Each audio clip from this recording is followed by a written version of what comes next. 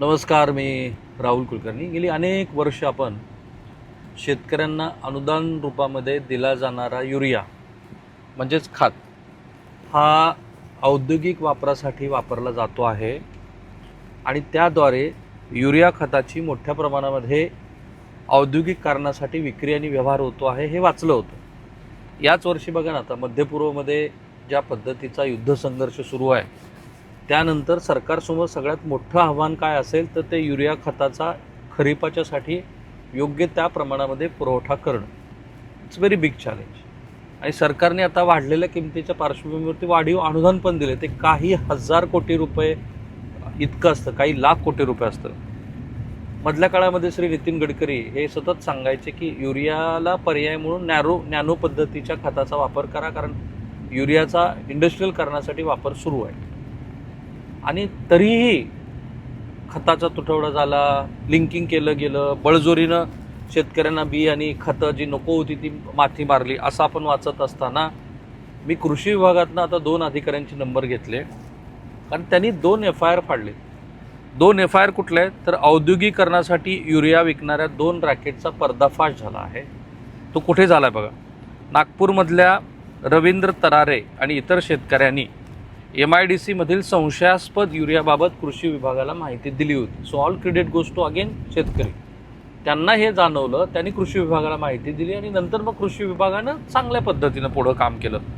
त्यांनी काय सांगितलं तर एशियन केमिकल्स कंपनीचे मालक आशिफ सलाट यांना सावनेर आणि कळमेश्वर कृषी सेवा केंद्र चालक बेकायदेशीरपणे कृषी युरिया विकत होते. याबाबत गुणनियंत्रक कक्षाचे कृषी अधिकारी प्रशांत सहदेव राऊत यांनी काय केलं बघ, 6 कृषी सेवा केंद्राच्या विरोधामध्ये फौजदारी गुन्हा दाखल केला. यात कळमेश्वरमधील एकूण 6 दुकानांचा समावेश आहे. आणि मग त्यांनी काय केलं, एशियन केमिकल्स कंपनीवरती धाड टाकली आणि 28,000 रुपयाचा माल जप्त केला. आता याच्यामध्ये पूर्ण पडताळणी झालेली आहे की कशा पद्धतीनं हा औद्योगिक वापरासाठी युरिया वापरला जात होता. दुसरं एक प्रकरण आहे. पोलिसांनी या प्रकरणात मग रासायनिक खत नियंत्रण आदेश 1985 मधील सो अँड सो प्रमाणे गुन्हे दाखल केलेत आणि तपास सुरू आहे.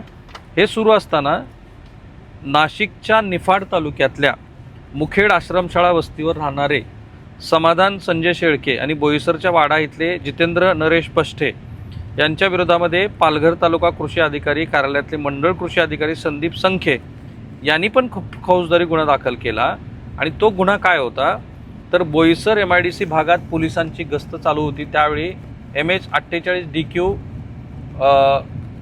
6465 या क्रमांकाचा टेम्पो त्यांना संशयास्पद आढळून आला. मग संख्या आणि इतर मंडळींनी तपास केली. त्यात युरियाची 226 पोती होती. प्रत्येक पोत्यावर technical grade urea for industrial use only असं लिहिलेलं होतं. पुण्याच्या खत नियंत्रण शाळेत या युरियाची तपासणी करण्यात आली. तपासणीमध्ये नीम ऑइलचं प्रमाण नीम कोटेड युरियाच्या मानकाप्रमाणे आढळलं. त्यामुळं हा युरिया हा औद्योगिक वापराचा नसून शेतकऱ्यांसाठी अनुदानित दराचा होता हे सिद्ध झालं. आता ही सगळी प्रक्रिया कशी झाली, FIR कसे फाटले ते मी तुम्हाला वाचून दाखवेन. पण पहिल्या प्रकरणामध्ये काय झालं, शेतकऱ्यांना संशय आला, शेतकऱ्याने कृषी विभागाला कळवलं. दुसऱ्या प्रकरणामध्ये काय झालं, पोलिसांनी एक संशयास्पद टेम्पो पकडला आणि नंतर कृषी विभागाला कळालं. याचा अर्थ असा की एक, कृषी विभागामध्ये पुरेशी यंत्रणा नाही आहे की जे हे या सगळ्या गैरप्रकारावरती आळा घालू शकेल. किंवा दुसरा अर्थ असा की कृषी विभागातल्याच मंडळींचे ह्या मंडळीबरोबर लागेबांधे आहेत की ज्या कारणामुळं इतक्या मोठ्या प्रमाणामध्ये इंडस्ट्रियल वापरासाठी हा युरिया शेतकऱ्यांच्यासाठी अनुदान रुपात जो सरकारनं दिलेला आहे तो वापरला जातो आहे, असं त्याचं सरळ सरळ उत्तर आहे. आता FIR मध्ये काय लिहिलं आहे ते बघूया आपण. FIRची पूर्ण कॉपी माझ्याकडे आहे. 25/3/2026 पासून ते 25/3/2026 पर्यंतचा हा गुन्हा दाखल आहे. 19:45 गुन्हा दाखल झाला आहे. आणि मग बाकीचे सगळे तपशील न सांगता मी संदीप पद्मा संखे वय 52 वगैरे त्यांनी मग मंडळ कृषी मंडळ अधिकारी त्यांनी ह्या संदर्भामध्ये काय केलं आहे की संतोष आस्वरणे यांनी त्यांना कळवलं की आम्हाला असं एक टेम्पो सापडला आणि त्याच्यामध्ये सो अँड सो आहे आणि तुम्ही त्याची चौकशी करा.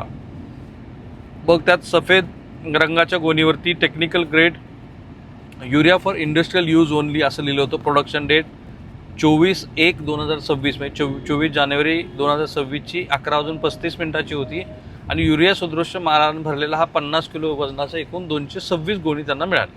तर पुढे काय झालं बघा, या गोण्याची त्यांनी पडताळणी केली आणि सदर गोण्यामध्ये युरिया सदृश्य गोण्यातील माल हा औद्योगिक वापरायचा आहे की नाही या संदर्भामध्ये त्यांनी पुण्याला कळवलं 2 पंचासमक्ष. आणि त्याच दिवशी ते गुणनियंत्रक अधिकाऱ्यांच्या माध्यमातून या खताचे युरिया सदृश नमुन्याचे विश्लेषण खत नियंत्रक प्रयोगशाळा पुणे इथे झालं. आणि त्याच्यात असं लक्षात आलं की या संदर्भामध्ये ते जे सांगत होते की हा युरिया हा इंडस्ट्रियल वापराचा आहे, तर तो तसा नसून याच्यात लिहिलं आहे की वरील विश्लेषणानुसार नीम ऑइलचं प्रमाण खत नियंत्रण आदेश 1985 मधील विहित निम्न कोटेड युरियाच्या मानांकनाप्रमाणे आढळून आलं. सदरचा युरिया टेक्निकल ग्रेडचा नसून निम कोटेड ॲग्रिकल्चर ग्रेडचा असल्याचं निष्पन्न झालं. आणि त्यानंतर मग त्यांनी टेक्निकल ग्रेड ओनली यूज अशा प्रमाणे जो काही होता त्याप्रमाणे संजय समाधान शेळके आश्रमशाळा वस्तीवरचा कर्मचारी आणि टेम्पोचा मालक जितेंद्र पष्टे याच्यावरती गुन्हा दाखल केला आहे. पण जे हे कुणासाठी घेऊन चाललेले होते, कोण इंडस्ट्रियलिस्ट होते, याचा मात्र ह्या सगळ्या संदर्भामध्ये कुठेही उल्लेख नाही आहे.